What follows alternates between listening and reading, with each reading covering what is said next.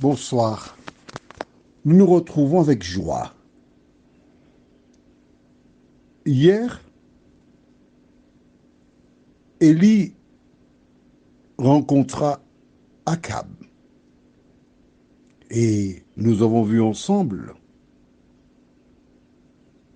qu'Élie proposa une rencontre au sommet entre les prophètes de Baal, ceux d'Astarté et lui.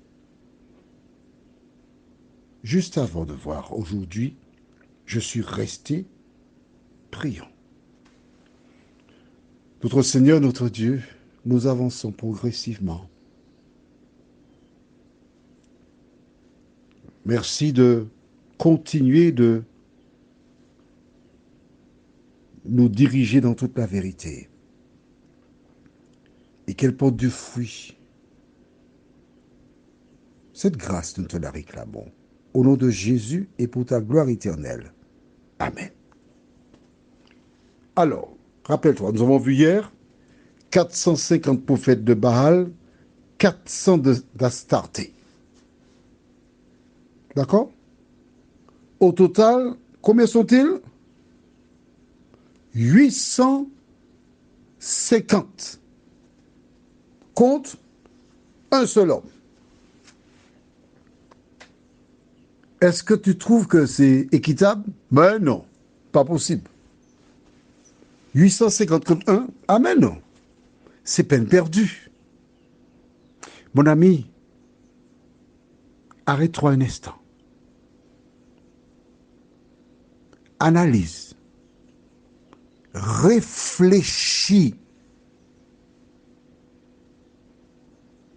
Tu avais l'impression que ceux qui sont les plus nombreux, ce sont eux qui sont les gagnants? Non.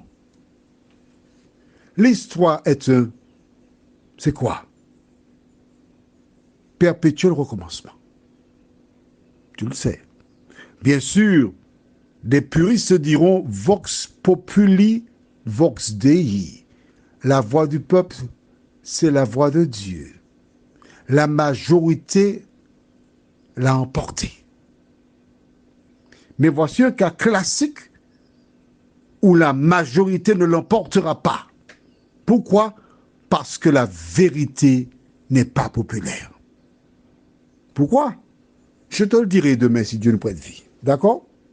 En attendant, lisons 1 Roi chapitre 18, versets 20 à 22. Akab envoya des messagers vers tous les enfants d'Israël et il rassembla les prophètes à la montagne du Carmel. Alors Élie s'approcha de tout le peuple et dit: Jusqu'à quand clocherez-vous des deux côtés? Si l'Éternel est Dieu, allez après lui. Si c'est Baal, allez après lui. Le peuple ne lui répondit rien. Et Élie dit au peuple: Je suis resté seul des prophètes de l'Éternel et il y a 450 prophètes de Baal. Alors je te raconte ce que nous venons de lire. Parce qu'il fallait avertir les enfants d'Israël sur l'ensemble du territoire. À partir de la proposition d'Élie, ils ont probablement fixé une date 2 ou 3 semaines plus tard, en signalant qu'Élie a été retrouvé. Et le peuple doit être sur le mont Carmel afin qu'il y ait une rencontre au sommet. Les enfants d'Israël sont tenus d'être présents. Attention, lorsqu'on va donner un ordre, tu avais intérêt à être là. Et voici des gardes étaient placés le long de la route.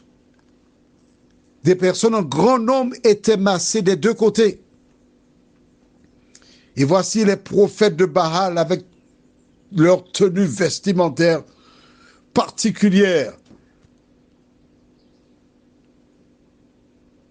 qui défilaient. Oh, c'était beau à voir. Tu imagines 450 prophètes qui défilent pour aller au Mont Carmel, avec la musique. C'est impressionnant. Et plus tard, voici un homme seul, un vieil homme, qui monte. Les personnes ne manquent pas de l'injurier, de lui tenir toute espèce de propos malveillants, car c'est à cause de lui qu'il y a la sécheresse, à cause de lui que des animaux meurent, à cause de lui que les agriculteurs ne peuvent pas subvenir à leurs besoins et sont dans la misère. C'est lui le coupable, tout seul. Il monte, il arrive au Mont Carmel. Des personnes sont excitées. Que se passera-t-il? Comment fera-t-on? On ne sait pas encore. Mais les gens, ils sont plus que jamais déterminés. Alors, Élie s'approche au peuple et dit, écoutez, jusqu'à quand clocherez-vous des deux côtés? Vous faites un petit coup à gauche, un petit coup à droite. Il faut savoir ce que vous voulez. Si vous voulez le Baal, gardez Baal. Si c'est l'Éternel, allez après l'Éternel. Qui voulez-vous choisir? Note bien. La parole déclare, la fin du verset 21, le peuple ne lui répondit rien. Quelle tristesse. Rappelle-toi, on a eu l'occasion de le voir. Dieu avait dit à Moïse qu'il fallait inculquer aux enfants l'histoire de la Pâque. Tu te rappelles? La sortie d'Égypte. Mettre le sang sur les linteaux des maisons. Et quand tu seras en voyage, quand tu seras chez toi, tu en parleras à tes enfants. Les parents ont rapporté l'histoire de la manne. Mais oui, pendant 40 ans, nos ancêtres ont marché dans un désert et Dieu chaque jour faisait tomber du ciel la manne que l'on consommait chaque jour et on devait récupérer le jour de la préparation 2 fois plus parce que le samedi, ou du moins le sabbat, Dieu n'envoyait pas la manne. Les murailles de Jéricho étaient tombées. Nos ancêtres ont traversé la mer Rouge à pied sec, le Jourdain à pied sec. Tout cela qui avait été inculqué au peuple, ils ont tout oublié. Ils n'avaient pas de réponse.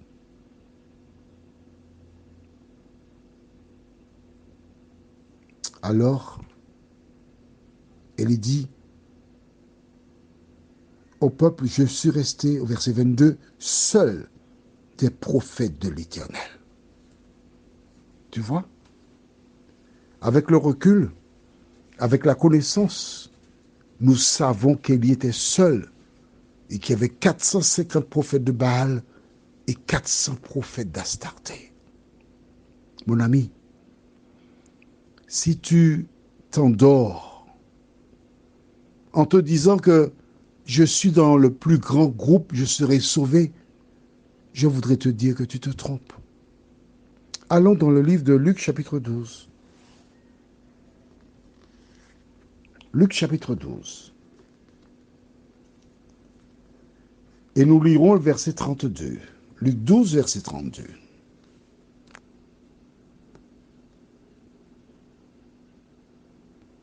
Tu as trouvé? Nous lisons. Ne crains point, petit troupeau, car votre Père a trouvé bon de vous donner le royaume. Petit troupeau. Ils étaient 450 prophètes de Baal. Et lui, il était tout seul. Sur l'ensemble des siècles, il y aura un peuple nombreux qui sera sauvé sur l'ensemble des siècles. Mais, dans la pratique, c'est toujours un reste qui est sauvé. C'est ce que nous verrons demain, si Dieu nous prête vie. Prions, notre Seigneur et notre Dieu. Nous sommes heureux, une fois de plus de tourner nos regards vers toi. Nous sommes heureux une fois de plus de compter sur tes promesses. Nous sommes heureux de savoir que tu as un plan, un projet qui n'est pas forcément en phase avec ce que pensent les hommes. Mais c'est ton projet qui réussit. Seigneur, alors que nous nous tournons vers toi une fois de plus, d'aider tes enfants qui ont un choix à faire, qu'il est important de choisir Jésus pendant qu'il en est encore temps. Merci de nous entendre, Seigneur. Merci de nous vivifier.